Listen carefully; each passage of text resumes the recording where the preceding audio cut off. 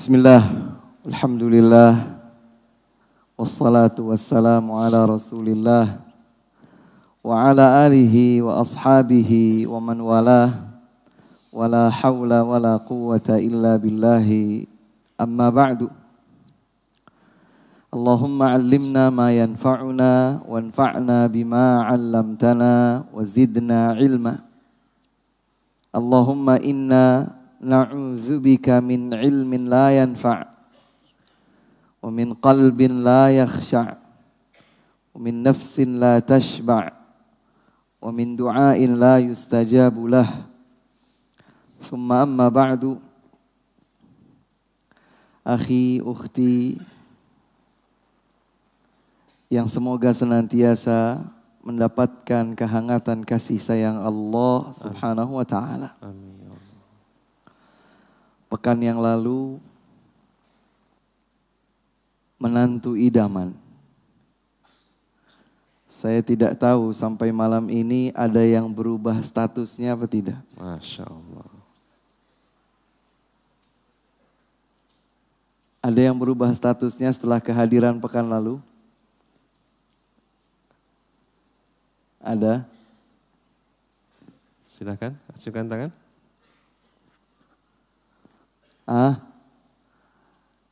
Boleh dikasih hadiah nanti. Siap Ustaz. Tapi bukan paket umroh ya. Insya Allah. Kali ini insya Allah kita akan membahas tentang pasangan dambaan. Kata-kata dambaan ini tadi sempat terdengar di belakang ya, bikin baper katanya. Pasangan dambaan. Saya ingin bertanya dulu kepada brothers and sisters. Kalau dengan kata-kata dambaan itu biasanya sudah terjadi atau belum? Belum ya? Berarti sesuai ya? Sesuai kan? Sesuai dengan yang kondisinya sekarang ini belum menikah. Berarti ada sebuah harapan, ada sebuah asa, ada sebuah angan-angan agar yang didambakan itu menjadi sebuah kenyataan. Ini berhubungan dengan keyakinan kita terhadap konsep terindah yang diturunkan oleh Allah Subhanahu wa ta'ala dari ketinggian arsy-Nya kepada Nabi Muhammad sallallahu alaihi wasallam. Ada konsep. Maka saya sebagai seorang muslim dan saya menggugah semua yang hadir di sini, muslim muslimah yang hadir di sini. Saya menyatakan dengan penuh yakin bahwa saya bangga sekaligus saya bersyukur karena Allah Subhanahu wa ta'ala telah memberikan kepada saya hidayah Islam. Sebab dengan bangga pula saya nyatakan bahwa tidak ada konsep hidup untuk meraih kebahagiaan hakiki di dunia dan di akhirat kelak melebihi Islam. Begitu semestinya keyakinan seorang muslim. Kalau dia punya sedikit saja keraguan, benar nggak ya Islam itu yang terbaik? Dia ragu bahwa Islam yang dituntunkan oleh Allah Subhanahu wa ta'ala, diteladankan oleh Nabi Muhammad sallallahu alaihi wasallam adalah konsep yang terindah. Dia ragu, sebesar keraguannya, sebesar itu pula dan sejauh itu pula dia akan menjauh dari jalan Allah Subhanahu wa ta'ala yang lurus. Maka pasangan dambaan ini insya Allah bukan curhat tapi sedikit cerita. Sesaat sebelum saya berangkat, ternyata istri saya mengirimkan poster kajian. Ya kajian ini. bukan langsung begitu ya, bukan face to face. Beliau mengirimkan melalui sebuah media sosial. Kemudian beliau bertanya, apakah saya, tentu ada panggilan khusus ya, saya tidak perlu ceritakan ya. Kata beliau, apakah saya sudah menjadi pasangan dambaan bagimu? Begitu katanya.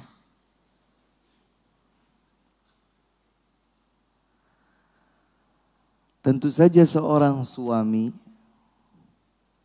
ketika dia ditanya hal tersebut, selayaknya pula dia bertanya kepada pasangan hidupnya, dan apakah saya sudah menjadi pasangan dambaan bagimu? Karena seorang laki-laki yang kemudian terikat dengan sebuah pernikahan bersama seorang wanita, pada akhirnya dalam berbagai titik kehidupan rumah tangga mereka tersatukan. Iya, ada peranan-peranan khusus yang laki-laki menjadi pemimpin rumah tangga, menjadi suami, menjadi ayah. Kemudian yang istri punya juga peranannya di dalam rumah. Tetapi pada titik-titik tertentu mereka berada dalam sebuah kesatuan. Saya mencoba untuk menyampaikan kepada panitia kemarin ya.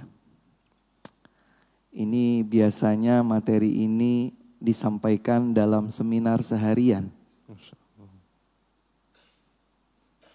Bahkan saya tanya, ini maksudnya dambaan istri terhadap suaminya atau dambaan suami terhadap istrinya? Dua-duanya Ustadz. Masya Allah.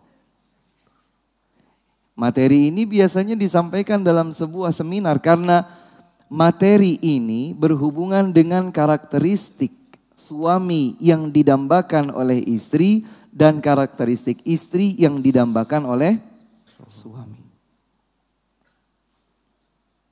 Oke. Semoga Allah Subhanahu wa taala memberikan taufiknya. Saya teringat bahwa pada beberapa waktu yang silam, pada saat saya diminta untuk menyampaikan sebuah nasihat pernikahan, maka agar waktunya itu produktif, saya bentuk dalam sebuah surat. Jadi sebuah nasihat yang bentuknya adalah surat. Diharapkan dari isi surat tersebut bahwa masing-masing dari pasangan suami dan istri, mempelai laki-laki dan mempelai perempuan, bisa mengetahui panduan apa yang telah ditetapkan oleh Islam. Saya akan bacakan terlebih dahulu. Kemudian nanti seandainya waktunya mencukupi, saya akan kembali pada bagian-bagian yang penting untuk diuraikan.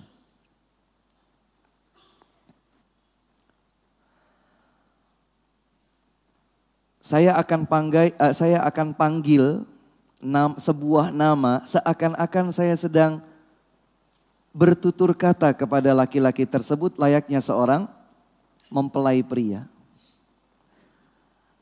Saya namakan saja laki-laki itu adalah Hamzah.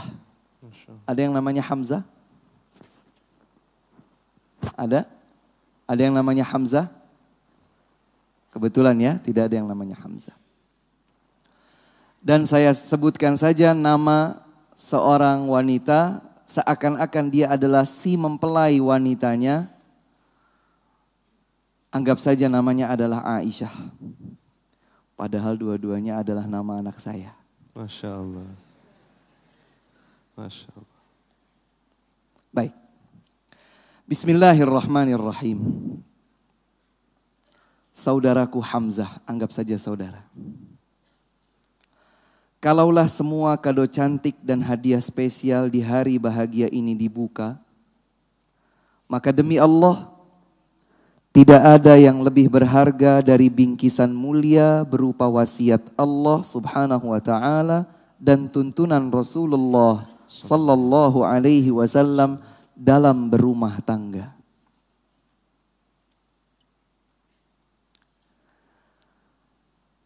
saudaraku Hamzah, saudariku Aisyah. Di antara tanda-tanda kekuasaan Allah adalah Dia menciptakan manusia berpasang-pasangan, agar dua sejoli saling mendapatkan kedamaian sakinah bersama pasangannya, dan agar tercipta cinta kasih di antara keduanya. Allah Subhanahu wa taala berfirman, A'udzu billahi minasyaitonir rajim. Wa min ayatihi an khalaqa lakum min anfusikum azwaja litaskunu ilaiha wa ja'ala bainakum mawaddatan wa rahmah. Inna fi dzalika laayatil liqaumin yatafakkarun. Dan di antara tanda-tanda kekuasaan Allah adalah Dia menciptakan untuk kalian pasangan-pasangan agar kalian merasakan sakinah, kedamaian bersamanya. Dan Dialah Allah yang menjadikan di antara kalian ada cinta dan kasih sayang.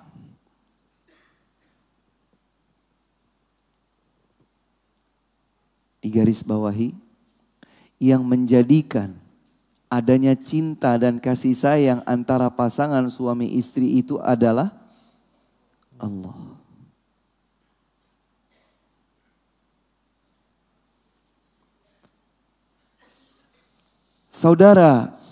Saudaraku dan saudariku, pernikahan adalah janji suci dan sumpah setia yang kukuh. Allah Subhanahu wa taala menyebutnya sebagai mitsaqan ghalidha, agar suami mendekap istri dalam kebaikan di atas jalan Allah Subhanahu wa taala. Allah Subhanahu wa taala berfirman, wa akhadna minkum mitsaqan ghalidha. Saya bacakan dulu saja sampai terakhir, nanti insya Allah coba saya kembali lagi. Semoga Allah berkahi waktu kita. Saudaraku Hamzah, saudariku Aisyah, luruskanlah niat Anda berdua dalam pernikahan ini. Pernikahan menjadi sebuah kemuliaan bila diwujudkan dalam rangka menjaga afaf, kehormatan diri, agar tidak terjatuh dalam lubang kemaksiatan dan kubangan lumpur dosa.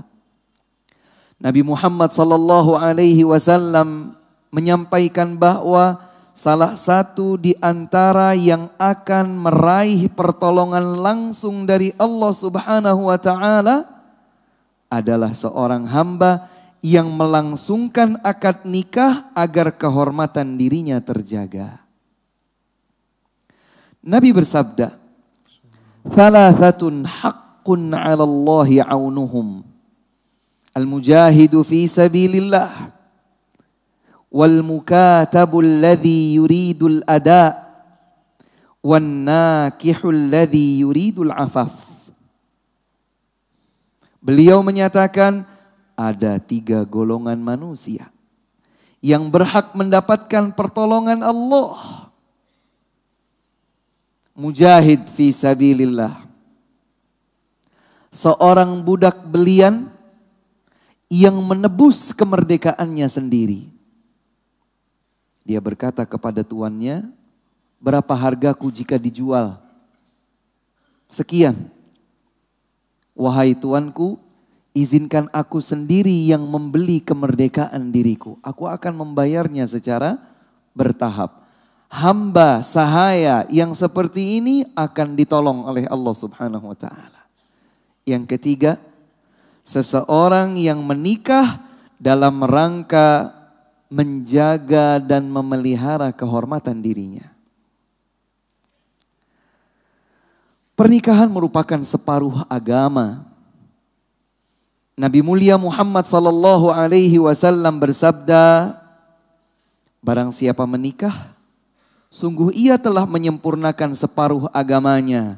Hendaklah ia bertakwa kepada Allah pada separuh yang tersisa. Idza tazawwajal 'abdu faqad istakmala nisfuddin falyattaqillaha fin nisfil baqi. Istri yang salihah adalah anugerah indah dari Allah Subhanahu wa taala sebagai separuh agama bagi suaminya. Maka sang suami menyempurnakan separuh yang lainnya dengan ketakwaan kepada Allah Subhanahu wa taala. Saudaraku Hamzah, pergaulilah istri atas dasar takwa kepada Allah dengan selimut ketulusan cinta dan kehangatan tuntunan Islam. Sungguh sebaik-baik perbekalan adalah takwa kepada Allah. Rumah tangga yang dibingkai dengan takwa, selanjutnya bingkai itu di setiap tepiannya dihiasi simpul manis iffah, kesederhanaan, dan balutan sifat qanaah, merasa cukup dengan semua karunia Allah. Selanjutnya keduanya dibalut cantik dengan syukur dan sabar, maka demi Allah semua itu akan menjadi jauh lebih bernilai daripada dunia dan seisinya.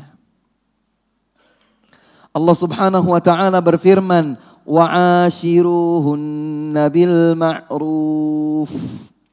Fa in karihtumuhunna fa'asa an takrahu syai'a."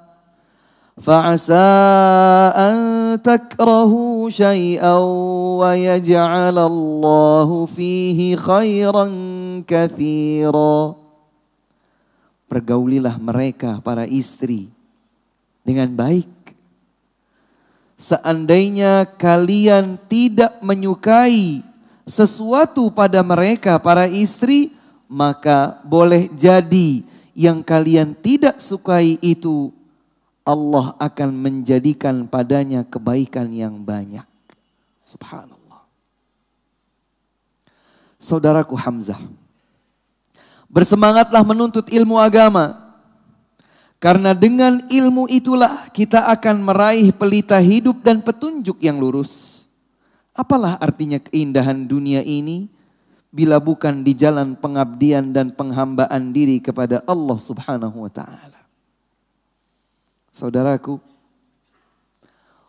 ungkapkanlah olehmu sebagai seorang suami perasaan cinta kepada istrimu itu. Ungkapkanlah. Dengan itu insya Allah akan terajut benang kasih dan lembut di antara kalian berdua. Sungguh setiap istri adalah selimut kedamaian bagi suaminya. Demikian pula sebaliknya, suami adalah selimut kedamaian bagi istrinya. Hunna libasul lakum wa antum libasul lahun. Mereka para istri adalah pakaian kehangatan bagi kalian wahai suami. Dan kalian wahai suami adalah pakaian kehangatan bagi mereka para istri. Saudaraku, seorang wanita sangat berharap dapat bersanding dekat dengan pendamping hidup yang tegas. Namun dia tidak kasar apalagi keras. Yang ia dambakan adalah sosok yang kuat, tegar, tegas, namun tetap berbalut kasih sayang dan kesahajaan.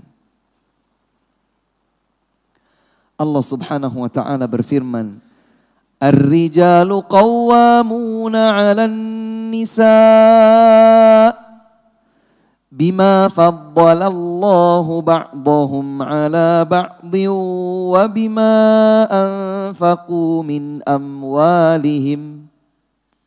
Kaum laki-laki adalah pemimpin bagi istri-istri mereka. Oleh karena Allah telah melebihkan sebagian laki-laki di atas sebagian yang lainnya. Saudaraku, istri Anda juga mengharapkan sebagaimana yang engkau harapkan darinya. Lemah lembut dalam sikap, santun dalam bertutur kata, bersih, rapi, pandai menjaga aroma harum tubuh, mudah memaafkan, bijaksana dalam bersikap dan tidak mudah emosi dalam menghadapi berbagai kondisi. Itulah yang istrimu harapkan darimu, maka demikian pula engkau berharap yang serupa darinya. Bukan dengan ancaman perpisahan, perceraian, bukan pula dengan tekanan yang menggersangkan hati, padahal raganya masih berdenyut nadi. Saudaraku Hamzah, sejatinya rumah tangga bagaikan kerajaan bagi seorang istri. Dia merasa ikut membangun dan menata singgasananya karena dia adalah sang ratu di dalamnya. Maka bijaksanalah engkau wahai suami dalam berbagi tanggung jawab, kewenangan, serta kepercayaan bersama istrimu itu. Saudaraku, setiap istri tidak kuasa untuk berpisah dari suami tercintanya dan juga dari anak-anaknya. Namun di waktu yang sama dia juga tidak boleh mengabaikan baktinya kepada kedua orang tua dan sanak kerabatnya.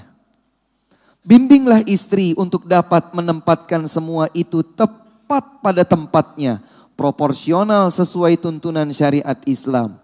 Mengabdi bagi suami tercinta, namun juga tetap berbakti kepada kedua orang tua. Seluruhnya dalam rangka penghambaan diri di jalan agama Allah Subhanahu wa ta'ala.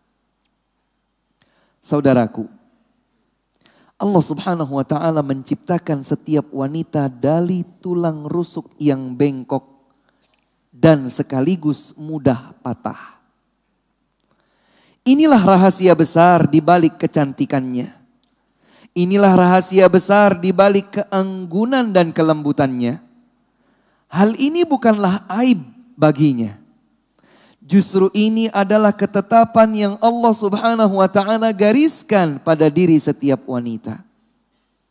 Apabila engkau hendak meluruskan kebengkokan itu, maka sungguh engkau pasti akan mematahkannya. Dan bila mana engkau membiarkannya, maka dia akan selalu dalam kondisi bengkok. Maka Nabi Muhammad SAW berpesan agar setiap suami senantiasa membimbing dan berwasiat kebaikan kepada istrinya.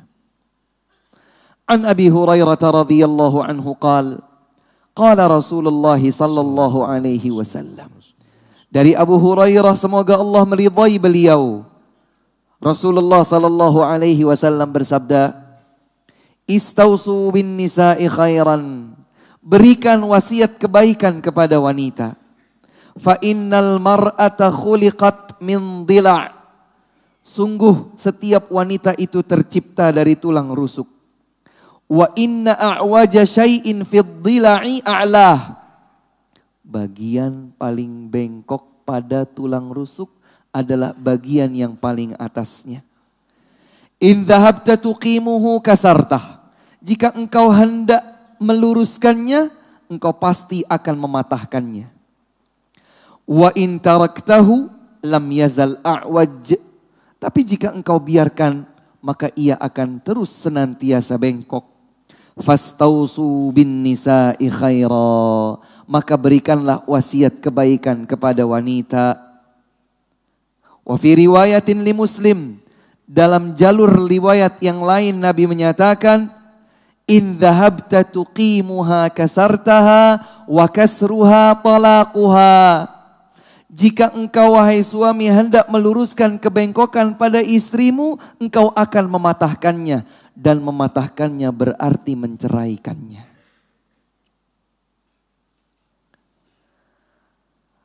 Saudaraku, janganlah engkau membenci istrimu hanya karena sebuah kekurangan. Akan tetapi lihatlah sisi-sisi lain yang indah dan menawan pada diri istrimu itu. niscaya dengan demikian engkau akan ridho kepadanya. Yakinlah bahwa tidak ada gading yang tak retak. Yakinlah bahwa kesempurnaan hanya milik Allah Subhanahu wa taala. Nabi sallallahu alaihi wasallam bersabda, "La yafrak mu'minun mu'minatan in kariha minha khuluqan radhiya minha akhar." Janganlah sekali-kali seorang suami yang mukmin membenci istrinya yang mukminah. Bila mana suami tidak menyukai sebuah perangai akhlak dari istrinya, maka dia akan ridho terhadap istrinya pada perangai yang lain. Saudaraku Hamzah, peliharalah istri dan anak keturunanmu dengan baik.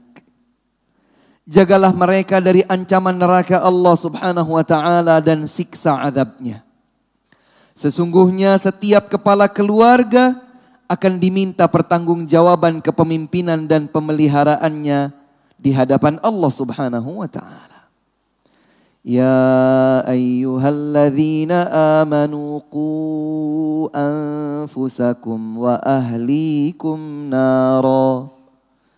Wahai orang-orang yang beriman, jaga dan peliharalah diri kalian serta anggota keluarga kalian dari ancaman neraka Allah Subhanahu wa taala. Saudariku Aisyah, hari ini engkau akan membuka lembaran baru dalam perjalanan hidupmu.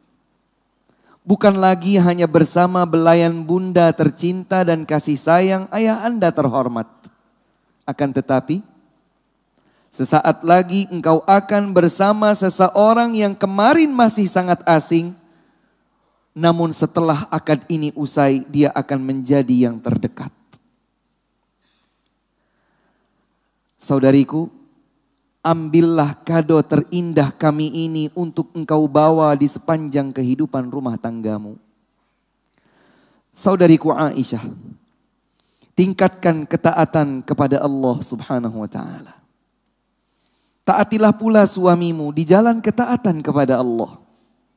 Apabila hubungan seorang hamba dengan Allah baik, niscaya Allah akan memperindah hubungan hamba tersebut bersama pasangan hidupnya. Rasulullah sallallahu alaihi wasallam bersabda, "Lau kuntu amiran ahadan an yasjuda li ahadin, la amartul mar'ata an tasjuda li zawjiha."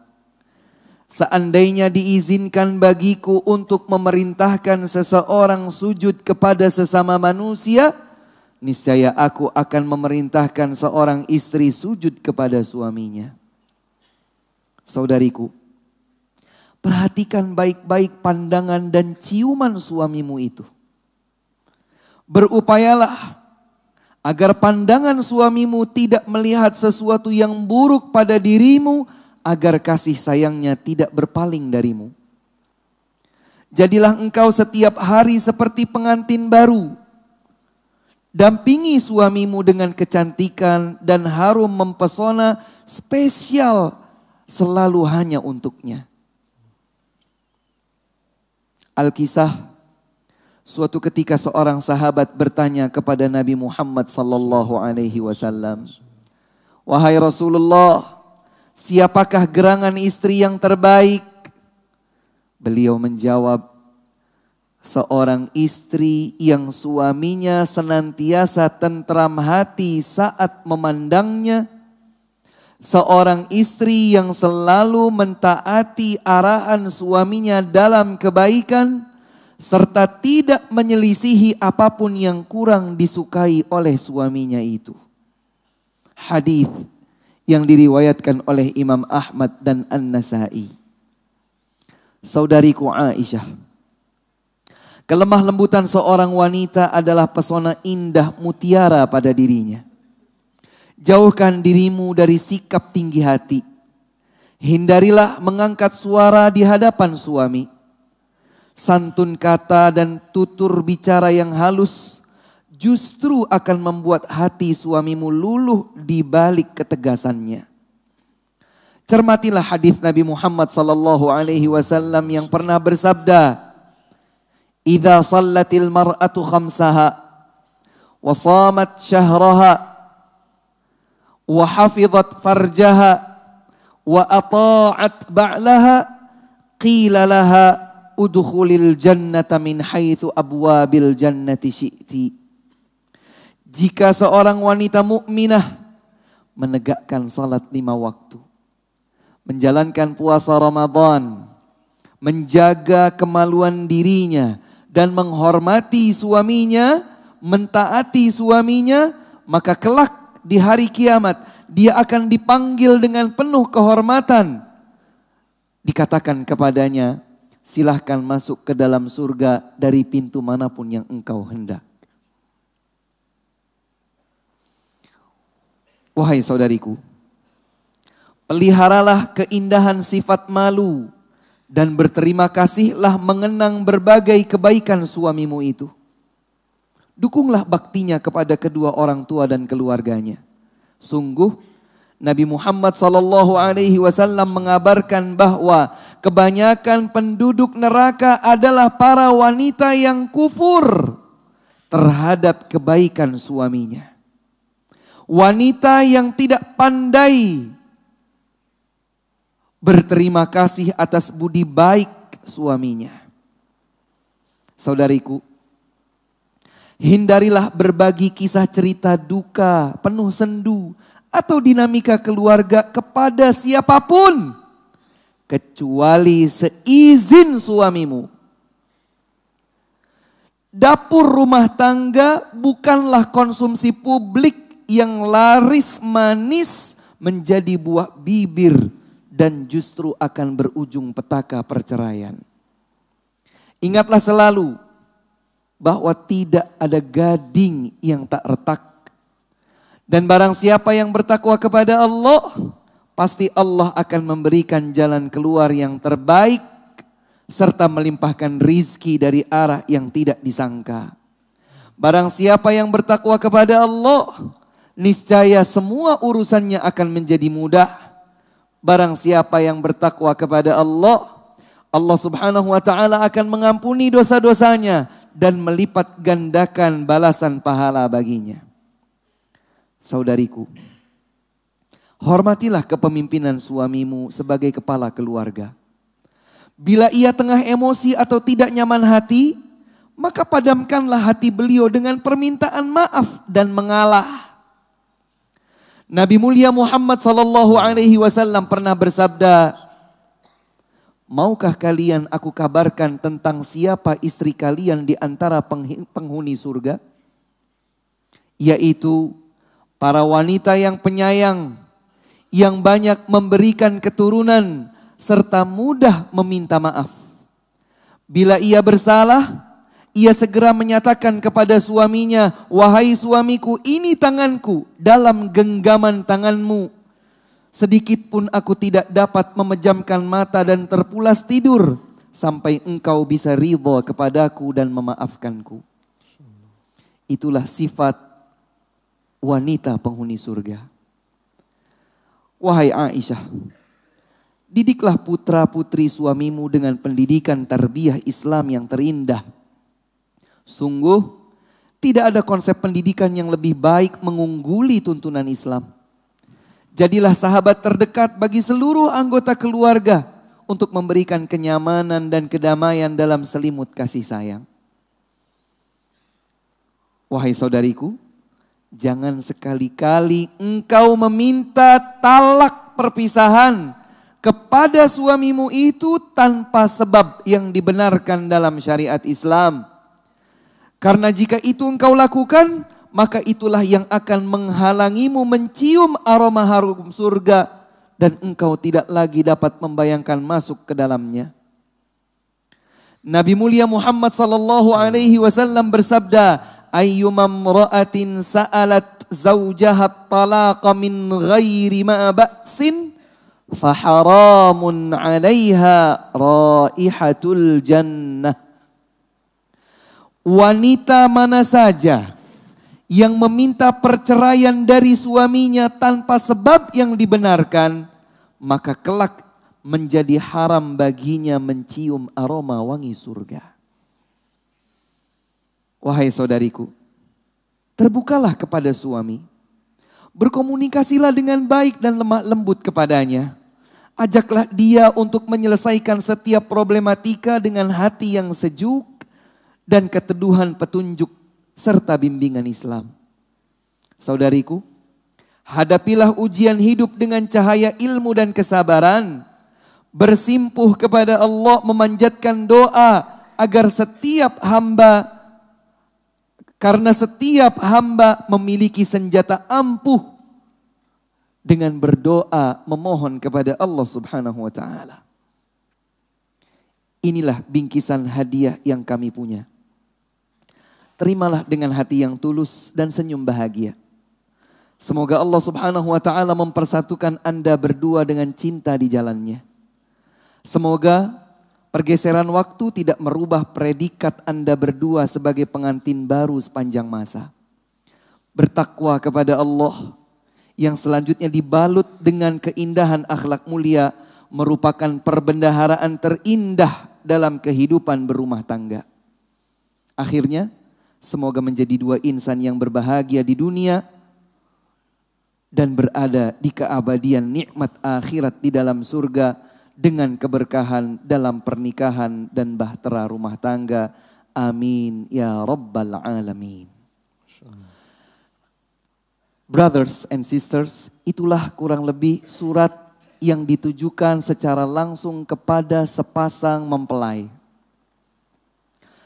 Disarikan dari berbagai ayat dan berbagai hadis. Setiap kata-katanya disarikan dari ayat dan dari hadis. Maka entah bagaimana caranya, saya akan share tulisan ini kepada panitia. Seandainya memungkinkan untuk terjangkau oleh semua yang hadir atau semua yang mengikuti, semoga menjadi kebaikan bagi kita semua. Insyaallah, amin. Ada beberapa hal yang perlu saya berikan catatan. Yang pertama adalah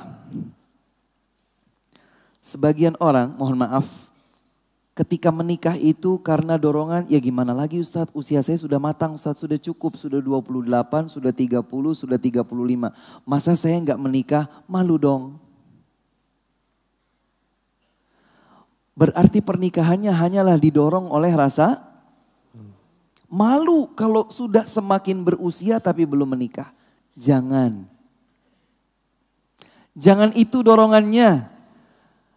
Sebab janji pertolongan dari Allah Subhanahu wa taala kepada hamba yang menikah justru saat hamba itu menikah dalam rangka menjaga kehormatan diri agar tidak terjatuh dalam dosa. Allah akan jamin pertolongan untuknya. Ini catatan yang pertama. Catatan yang kedua, hadirin sekalian dan hadirat yang dimuliakan Allah Subhanahu wa taala. Saat Allah Subhanahu wa taala mengungkapkan bahwa istri adalah pakaian hangat bagi suami, suami adalah pakaian hangat bagi istri. Kalau kita buka literatur tafsir, Tafsirut Tabari, Tafsir Ibnu Katsir, Tafsirul Qurtubi dan seterusnya, kita akan dapatkan beberapa makna. Kenapa seorang istri dianalogikan pakaian bagi suami dan begitu pula sebaliknya. Kata para ulama, karena fungsi-fungsi utama pakaian itu yang pertama adalah menghangatkan, iya atau tidak? Antum kalau mandi, keluar dari kamar mandi, tidak berpakaian, dingin atau tidak? Bayangkanlah antum keluar dari kamar mandi nih, selesai mandi, bes, keluar, telanjang bulat, tidak berpakaian. Dingin atau tidak? Bagaimana caranya agar dingin itu berkurang dan hilang? Bagaimana caranya? Berpakaian. Maka Allah Subhanahu wa taala mengungkapkan bahwa istri adalah pakaian bagi suami dan demikian pula sebaliknya karena fungsi suami adalah menghangatkan istri, istri menghangatkan suami. saya termasuk yang menyampaikan nasihat secara gencar. Jangan biarkan kehidupan rumah tangga pasangan suami istri itu diganggu oleh banyaknya konsumsi media sosial.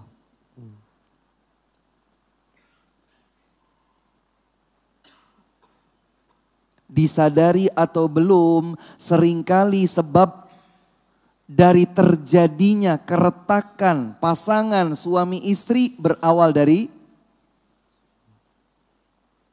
media sosial. Baru beberapa hari saja yang lalu,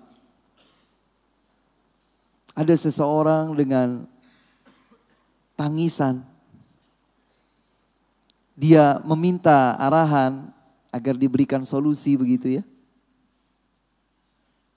Karena istrinya ternyata menjalin hubungan dengan laki-laki yang lain.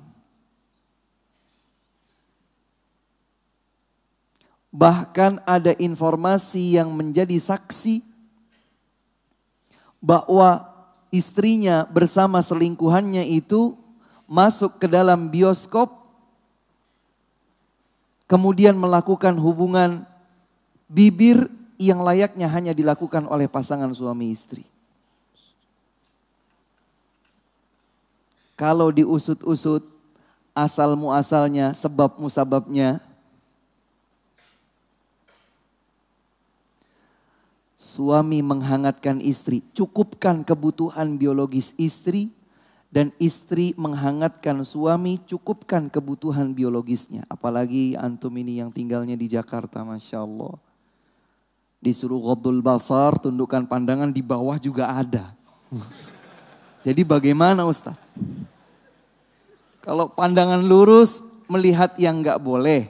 Ke kanan juga begitu, ke kiri juga begitu. Ayatnya bicara, yaghuddu min absarihim, hendaklah mereka menundukkan pandangan, lihat ke bawah juga kelihatan Ustaz. Subhanallah. Makanya kata Nabi SAW, apabila seorang suami melihat wanita, kemudian ia terpancing hasrat, hendaklah dia buru-buru pulang. Buru-buru pulang, dan ia menunaikan hajat biologisnya kepada istrinya. Untuk menepis bisikan syaitan dan menutup celah. Karena kata Nabi SAW, segeralah pulang. Karena yang ada pada istrimu, karena yang ada pada wanita itu juga persis yang ada pada istrimu. Di sisi yang lain, ternyata Nabi SAW memerintahkan seorang istri untuk memberikan layanan kepada suaminya. Bahkan sampai pun dia sedang berada di tungku, sedang masak. Suaminya tiba-tiba ketok pintu, ayo.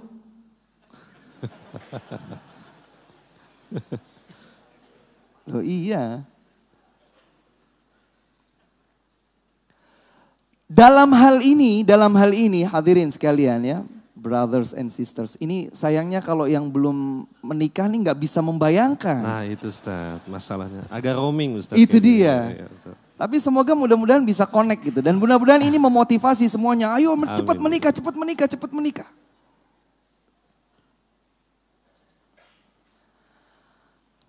Dalam hal kebutuhan biologis, suami dan istri harus terbuka. Kalau suami mau, sampaikan kepada istri, istri sampaikan ahlan wa sahlan. Masya Allah. Ya, dengan redaksi khusus yang hanya diketahui oleh mereka berdua. Masya Allah.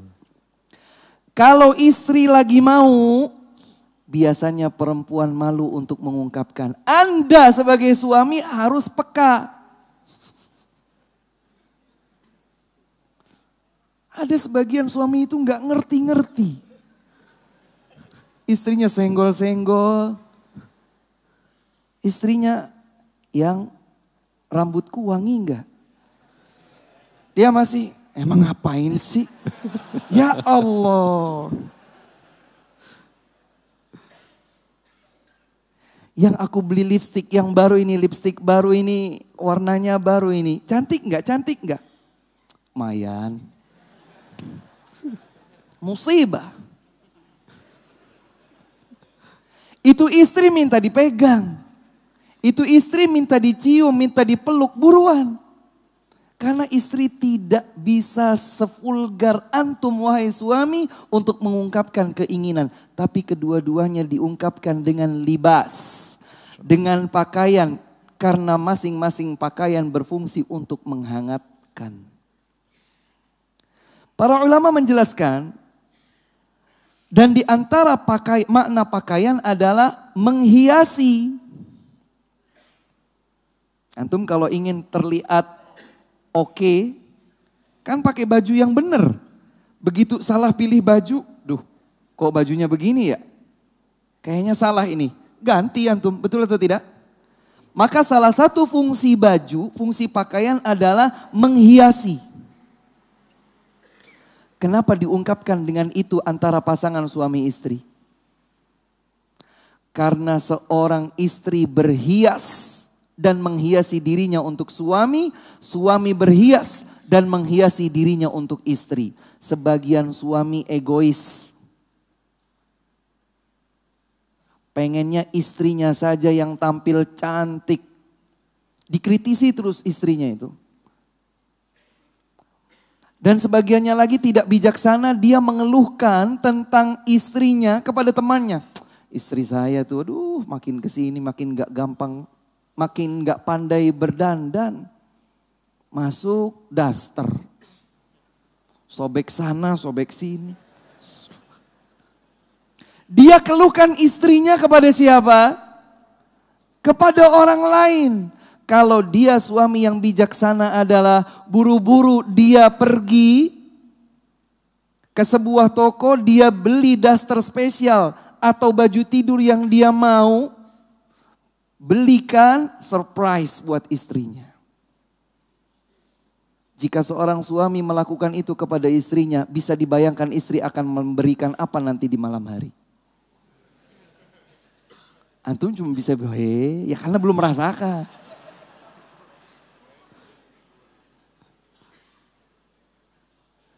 Jadi subhanallah ya. Suami ingin istrinya selalu tampil cantik, selalu harum, jangan sampai bau asap masakan dapur. Tapi ternyata di waktu yang bersamaan, begitu istrinya juga sedang memperhatikan suaminya, keringatnya bau jengkol. Rambutnya nggak pernah disisir. Dan seterusnya dan seterusnya. Ada beberapa hal kecil ya sebetulnya. Saya ragu-ragu ini saya sampaikan atau tidak. Contoh sederhana, mohon maaf. Tapi saya harus sampaikan. Sederhana, tapi kalau di dalam tuntunan Islam ini disampaikan. Ini diajarkan. Salah satu di antara tuntunan fitrah, baik laki-laki dan perempuan adalah menggundul bulu kemaluan. Saya bilang menggundul itu supaya tidak diartikan lain-lain lagi. Artinya betul-betul mengklimis habis. Halqul anah, kata Nabi SAW adalah apa bahasanya? Ya itulah.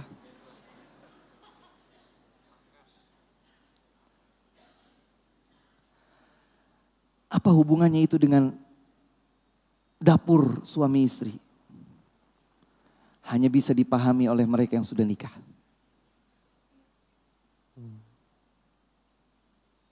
Sulit ngomongnya. Sulit apa enggak tega Ustaz ngomongnya?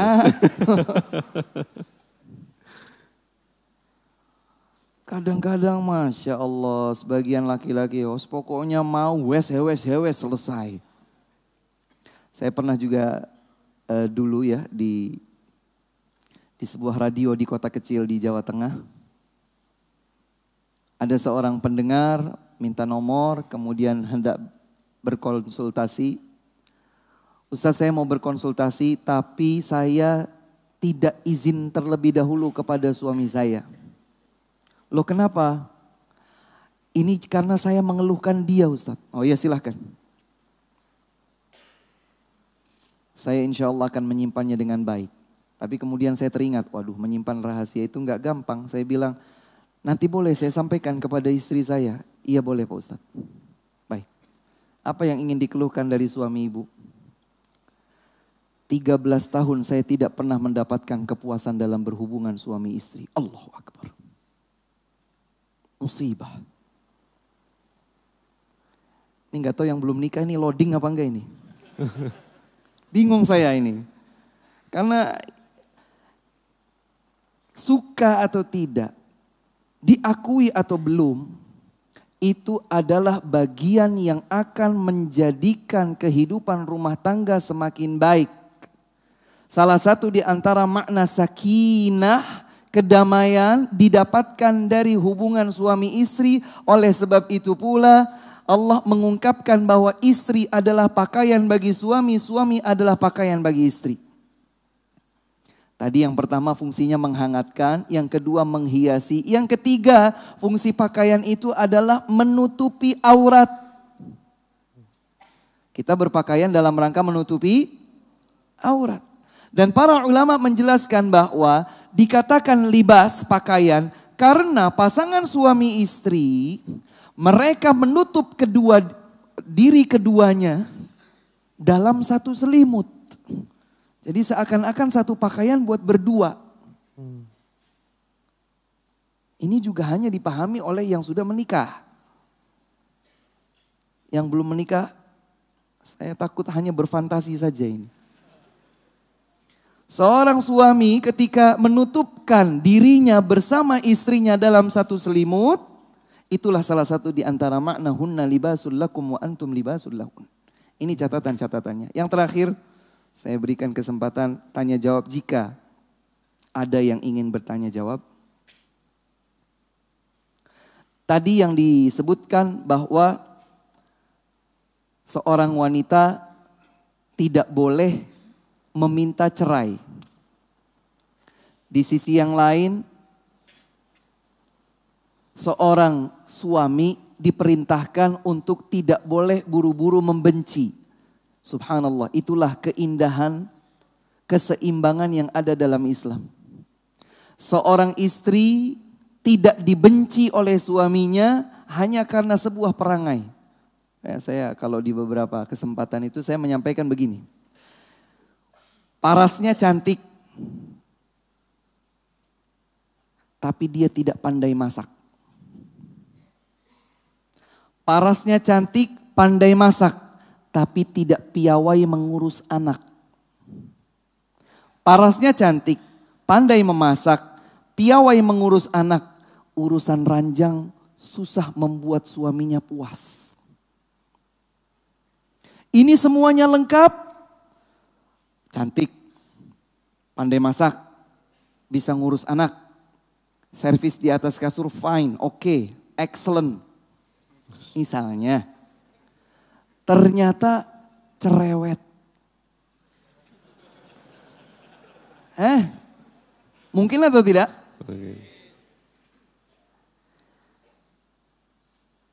Cantik, pandai masak, pandai ngurus anak, servis fine, oke. Enggak cerewet, tapi sekalinya kalau emosi matanya melotot. Ini semua adalah kekurangan yang sangat mungkin ada pada diri seorang wanita. Mustahil kita dapatkan seorang wanita yang sempurna. Kalau mau cari wanita yang sempurna namanya bidadari hanya ada di surga. Begitu pula engkau wahai wanita muslimah, tidak ada laki-laki yang sempurna. Ganteng, gagah, kalau tidur ngorok.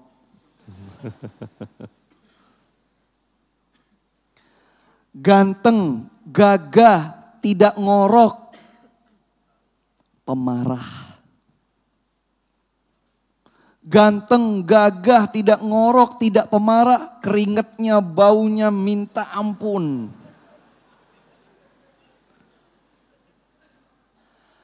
Mau cari suami yang sempurna mustahil. Ada bagimu wahai wanita muslimah pasangan nanti di surga, laki-laki penghuni surga. Jangan khawatir, kalau sudah di surga, bicaranya surga, tidak ada yang tidak berpasangan. Iya Ustadz, tapi saya pengennya cuman berduaan saja. Jangan sampai suami saya ada bidadari 10, apalagi 20, apalagi banyak. Itu berpikirnya wanita di dunia yang punya kecemburuan. Di surga tidak ada cemburu. Enak kan? Gak ada cemburu. Gak ada benci. Wa naza'na ma fi qulubihim min ghil. Kami cabut dari hati mereka para penghuni surga kebencian. Gak ada benci. Nggak ada cemburu, jangankan cemburu, keringat nggak ada keringat. Ludah nggak ada, ingus riak tidak ada. Tidak buang air besar, tidak buang air kecil, bebas buang air. Bayangkan antum, jadi seperti benda mati yang memang tidak buang air. Jadi kehidupan surga sama sekali tidak terbayangkan. Kalau mau pasangan yang sempurna, jangan bayangkan ada di dunia. Itu hanya ada di akhirat. Tapi di dunia ini kita antara pasangan suami istri bisa saling melengkapi satu sama lain, saling menutup kekurangan satu sama lain, agar kehidupan rumah tangga bisa menjadi stabil. Kemudian yang tidak dilupakan adalah berdoa. Berdoa kepada Allah Subhanahu wa taala. Rabbana hablana min azwajina wa dzurriyyatina qurrata a'yun waj'alna lil muttaqina. Doa ini dibaca baik oleh laki-laki ataupun perempuan. Tidak hanya dibaca oleh laki-laki dan tidak hanya dibaca oleh perempuan. Bisa dibaca oleh suami, bisa dibaca oleh istri. Mengharapkan agar pasangan hidupnya dijadikan sebagai qurrata a'yun. Penyejuk pandangan. Dan dalam hadis yang lain, Nabi bersabda ketika beliau ditanya tentang, wahai Rasulullah apa hakikat keselamatan? Beliau sebutkan 3, salah satu di antaranya adalah wal yasa'ka baituka. Hendaklah rumahmu meluas bagimu. Bukan berarti rumahnya ukuran besar. Tetapi rumahnya meski kecil, setiap kali kita berada di rumah kita mendapatkan semua kebahagiaan bersama pasangan hidup kita. Bersama pasangan hidup kita. Makanya antum pernah dengar insya Allah ya. Brothers pernah dengar bahwa Nabi Muhammad SAW dahulu mandi bersama Ibunda Aisyah radhiyallahu anha. Pernah dengar? Bercanda-canda itu. Di dalam hadisnya disebutkan, Ibunda Aisyah radhiyallahu anha berkata kepada Nabi, sisakan airnya buatku, sisakan airnya buatku. Yang ingin saya garis bawahi adalah waktu itu Nabi usia berapa? Di atas 50 tahun. Di sebuah seminar keluarga saya bertanya, siapa yang paling usia di sini? Ada seorang bapak yang kebetulan sudah mulai beruban ya. Ada janggutnya sedikit mulai beruban. Berapa usianya Pak? 50 sekian tahun saya lupa. Pertanyaan saya, Pak saya boleh tanya sesuatu yang cukup pribadi. Tapi di hadapan umum kalau Bapak merasa tidak perlu dijawab, enggak apa-apa tidak dijawab. Silahkan Ustadz katanya. Saya tanya, kapan terakhir Bapak mandi bersama istri? Wah ger semuanya. Kalau malu dijawab nggak usah dijawab. Kapan mandi terakhir bersama istri? Yang pasangan suami istri usianya sudah 50, mungkin 55, mungkin 60. Tanyakan kepada mereka kapan terakhir mengungkapkan cinta dan karena tulusnya terasa. Biasanya kalau ungkapan itu tulus, masuk. Tulus tapi bukan sekedar rutinitas. Kadang-kadang kan ngikutin orang bule misalnya kan. love you, cuman love you doang. Begini di sini doang. Keluar dari sini, entah keluar dari dalam hati atau tidak. Maka ungkapkan tulus dari sini. Ungkapkan tulus dari sini. Semoga benar-benar kita menjadi pasangan hidup suami istri yang pengantin baru terus sampai akhir hayat. Pengantin baru terus sampai akhir hayat. Tiap hari saja betul-betul melihat kecantikan pada istrinya, betul-betul melihat ketampanan pada suaminya. Tiap hari saja betul-betul merasakan kehangatan. Bukan, sekali lagi, bukan sekedar rutinitas. Ya ini suami saya atau ini istri saya, ya sudahlah biasa saja tiap hari juga kita ketemu. Ada yang seperti itu, dingin. Makanya kadang-kadang, ini ada benarnya ya, dalam bahasa Arab itu disebutkan zurghibban, yazdad hubban. Berkunjunglah sekali waktu, karena itulah yang akan menambahkan kecintaan. Kalau berkunjungnya terus-terusan, biasanya kecintaannya itu berangsur berkurang. Kurang lagi. Dan oleh sebab itulah, ini salah satu hikmah kenapa disyariatkannya seorang laki-laki menikah lebih dari satu. Bagi yang mampu. Jelas ayatnya. Bahkan Allah Subhanahu wa taala berfirman, "Wala tastati'u an ta'dilu bainan nisa walau harastum." Kalian tidak akan pernah bisa adil terhadap para istri sekalipun kalian betul-betul bersungguh-sungguh melakukannya. Dan para ulama menjelaskan keadilan yang dimaksud di sini adalah adil dalam perasaan. Istrinya 2, dikasih rumah nilainya sama. Dikasih mobil nilainya sama. Dikasih asisten rumah tangga 5, dikasih asisten rumah tangga 5, sama. Tapi urusan cinta tidak bisa. Urusan keseriusan di atas ranjang antara satu dengan yang lain enggak bisa sama. Maka Allah nyatakan, wala tastati'u an ta'dilu bainan nisa'i walau harastum. Istrinya 1, alhamdulillah semua tercukupi, maka itulah yang diharapkan. Semoga Allah Subhanahu wa taala menjadikan kita sebagai hamba-hambanya yang mendapatkan pasangan hidup salih atau salihah. Semoga Allah Subhanahu wa taala menjadikan rumah tangga kita sebagai rumah tangga yang benar-benar terasa indah, bahagia, penuh dengan cinta dan kasih sayang dari Allah Subhanahu wa taala. Ini yang dapat kami sampaikan, kurang dan lebihnya mohon maaf. Wallahu taala a'lamu bis-shawab. Masya Allah.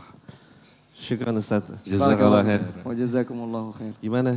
Udah panas belum nih? Masya Allah. Jangan pada bengong liatin Eternit ya.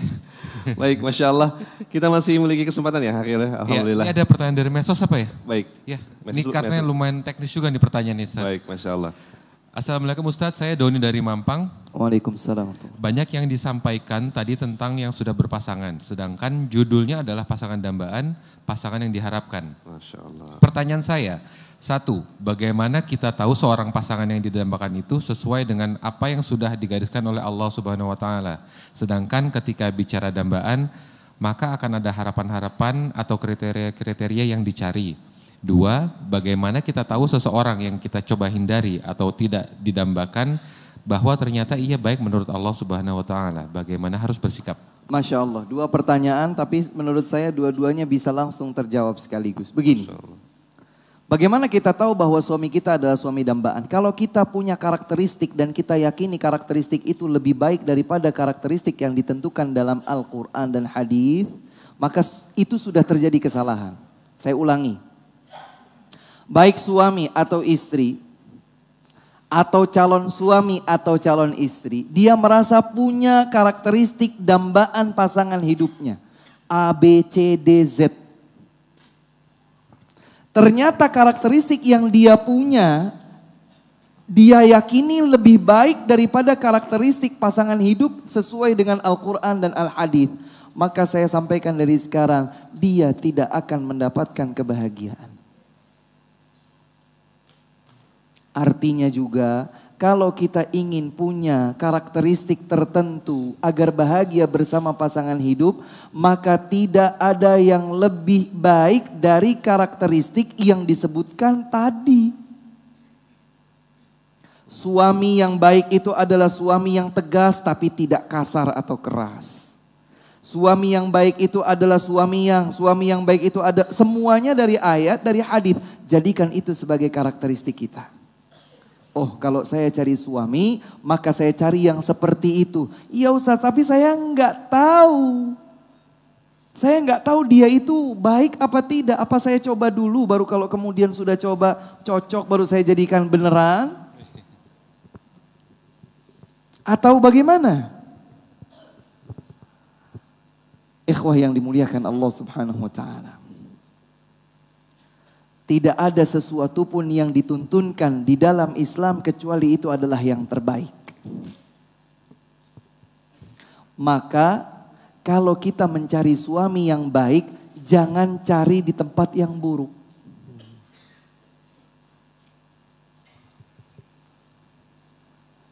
Cari sesuatu yang baik di tempat yang baik. Kalau cari sesuatu yang baik, mintanya begini. Enggak dapat Ustadz. Lah carinya di mana? Di diskotik. Enggak ketemu. Seorang laki-laki mencari pasangan hidup, calon pasangan hidup yang salihah, maka cari di tempat-tempat yang memberikan stimulus kesalihan. Begitu pula sebaliknya. Makanya kalau dahulu ya, ini bicara lebih umum lagi. Dahulu para sahabat radhiyallahu taala anhum, terutama kaum Ansar, penduduk asli kota Madinah. Mereka itu bahagia sekali kalau mereka bisa menikahkan putri mereka bersama orang yang salih. Rebutan itu. Bayangkanlah kalau saya seorang ayah, saya punya anak gadis, maka saya tuh mencari siapa ini calon suami anak gadis saya. Bukan dia cari sendiri. Bukan anak gadis saya cari sendiri. Saya yang carikan, sebentar nak. Ayah carikan yang baik untukmu. Ayah carikan yang saleh bagimu, insya Allah. Dia cari.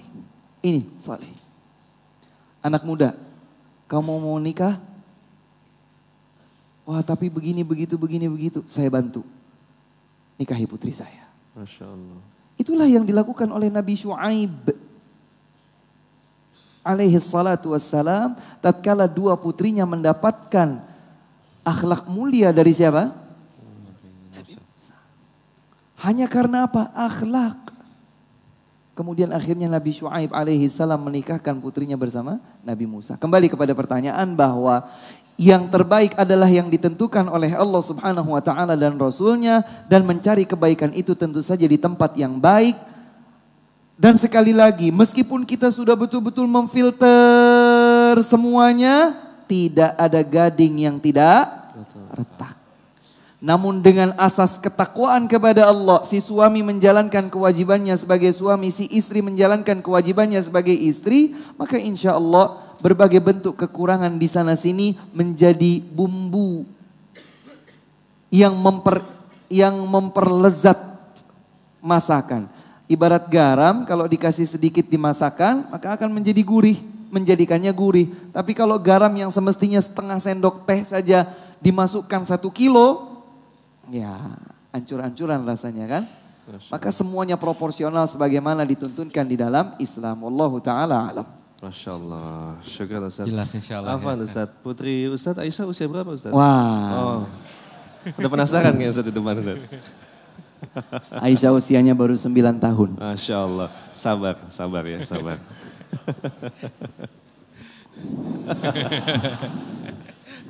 Masya Allah, barakallahu fiik. Silakan yang lain. Baik, silakan. Baik, kita masih ada pertanyaan di atas ya, masih sempat insya Allah satu kali ya.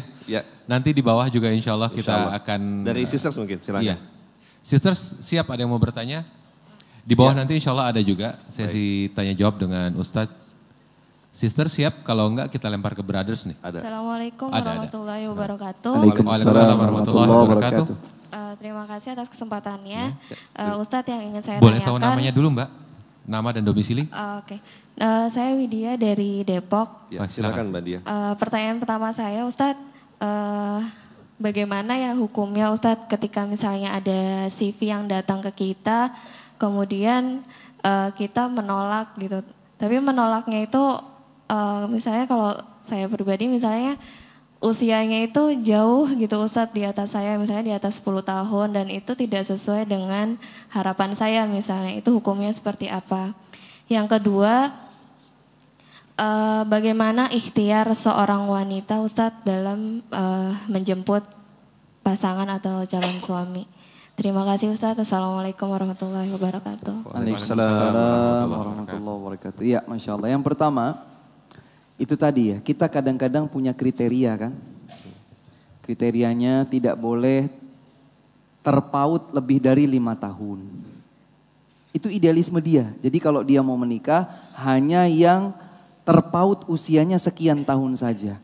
Kalau kemudian ada calon yang ternyata usianya 10 tahun, 12 tahun misalnya, atau lebih daripada itu, dia merasa aduh itu tidak sebagaimana harapan saya. Coba kita cerminkan kepada tuntunan Islam, ada enggak sih yang mengatur masalah usia?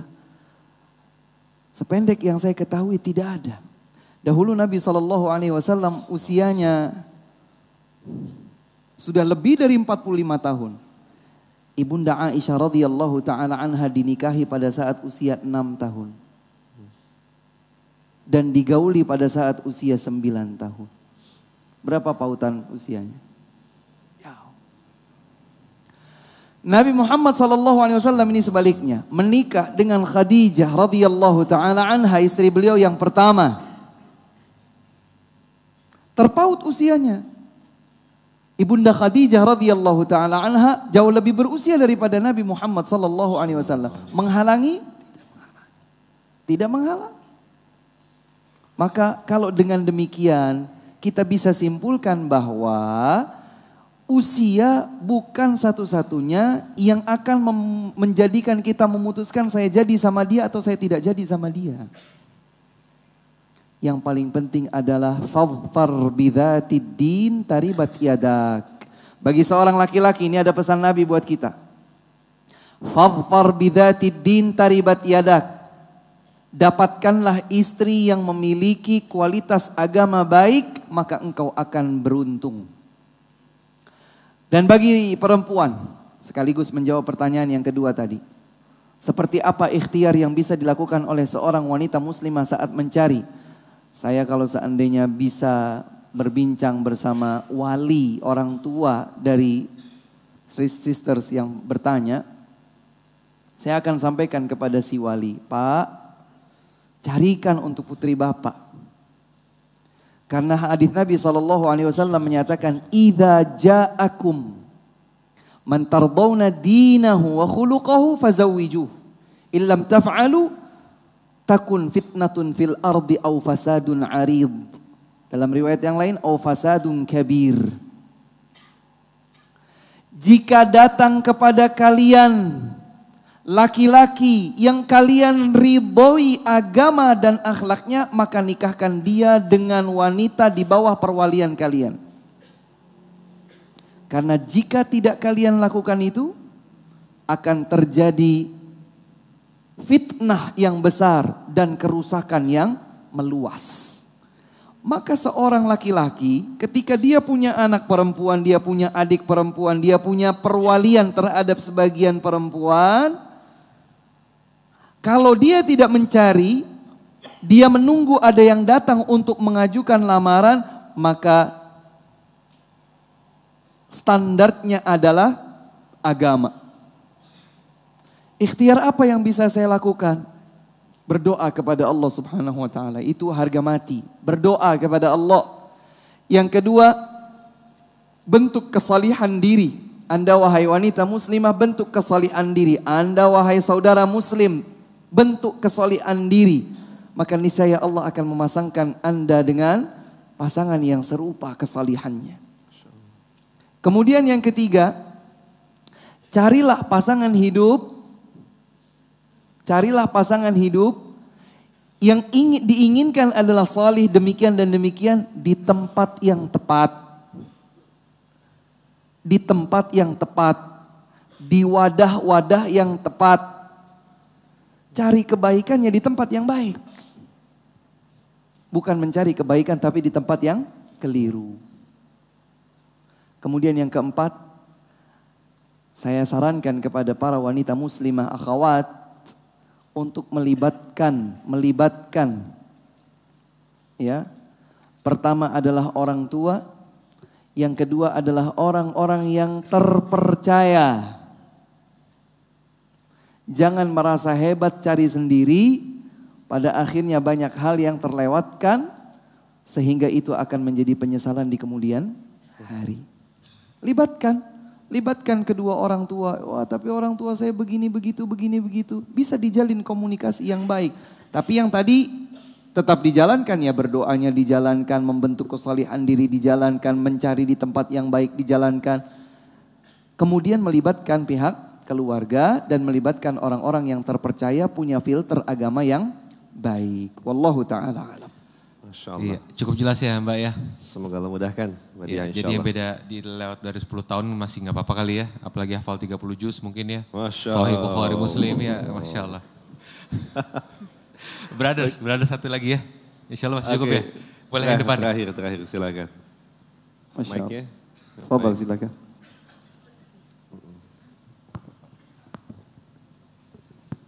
Assalamualaikum warahmatullahi wabarakatuh. Waalaikumsalam warahmatullahi wabarakatuh. Sebutkan nama dan domisili Nama silakan. saya Ardi dari Bekasi. Oh, silakan Ardi.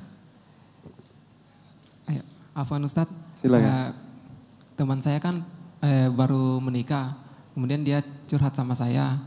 Oh, kalau agamanya untuk pasangannya oke. Kemudian masalah masak oke. Pokoknya semuanya oke. Cuman yang jadi kendalanya itu dia tidak menggauli istrinya karena dengan alasan dia positif HIV. Oh, si prianya, Iya. si wanitanya. Iya.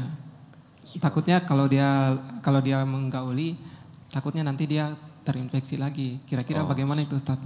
Sebentar, yang sakit siapa? Ya, istrinya. Istrinya. Iya. Diketahui setelah atau sebelum menikah? Setelah. Setelah menikah. Baik. Iya. Afwan Ustadz. Ya. Ya, terima kasih. Brothers and sisters, kalau itu terjadi, ya, maka boleh seorang suami untuk mengundurkan diri dari pernikahan tersebut. Demikian pula kalau terjadi sebaliknya. Kalau yang ternyata mengidap penyakit ganas adalah si suami dan itu baru diketahui setelah menikah oleh istrinya. Boleh, karena itu termasuk uzur yang dibenarkan untuk terpisah dari hubungan pernikahan. Kenapa? Kenapa kok boleh? Karena salah satu di antara tujuan pernikahan adalah digapainya sakinah. Dan sakinah salah satu media untuk menggapainya adalah berhubungan antara suami istri. Berhubungan antara suami istri adalah bagian dari yang akan memberikan sakinah. Siapa saja suami istri yang bergaul, berhubungan badan, maka dia insya Allah akan merasakan ketenangan. Berbeda halnya dengan seseorang yang mendapatkan kenikmatan biologis dengan cara berzina. Kalau ada orang bilang, enggak Ustaz, berzina asik-asik aja, jangan-jangan kalbunya sudah mati. Karena namanya maksiat pasti akan menonjok hati pelakunya. Itu pasti. Al-ithmu mahaka fi sadr wa karihta an yattali'a alaihin nas. Kembali kepada pertanyaan. Jika seandainya suami atau istri mengetahui pasangan hidupnya ternyata mengidap penyakit yang dapat menghalangi mereka mendapatkan sakinah dari hubungan badan, maka boleh bagi masing-masing pasangan tadi untuk mengajukan perpisahan. Sekarang apa artinya sebuah pernikahan kalau ternyata itu tidak bisa didapatkan? Salah satu tujuan pernikahan atau salah satu hikmah pernikahan adalah litaskunu ilaiha sakinah yang didapatkan melalui hubungan biologis. Begitu akhi, wallahu ta'ala. Masya Allah. Semoga Allah berikan jalan keluar juga ya buat Amin, saudara-saudara amin, kita itu ya. Baik Ustaz, syukuran atas waktunya Ustaz. Barakallahu fikum. Dan semoga Allah mudahkan kita kembali bertemu di pertemuan datang. Dan kali mungkin ada ihtitam Ustaz, apa cukup? Sudah cukup insya Allah. Baik, Nanti insya Allah tulisan tersebut saya akan Baik. sampaikan kepada panitia dan nanti bisa disampaikan kepada Baik, yang lain. Insyaallah. Syukur Ustaz, jazakallah khair. Barakallahu fikum wa jazakumullah Dan kepada antum semua, jazakumullah khair. Semoga Allah mudahkan kita bertemu kembali di pertemuan akan datang. Kita akhiri dengan membaca doa kafaratul majlis. Subhanakallahumma bihamdik asyhadu an la ilaha illa anta astaghfiruka wa atubu ilaik. Wassalamualaikum warahmatullahi wabarakatuh.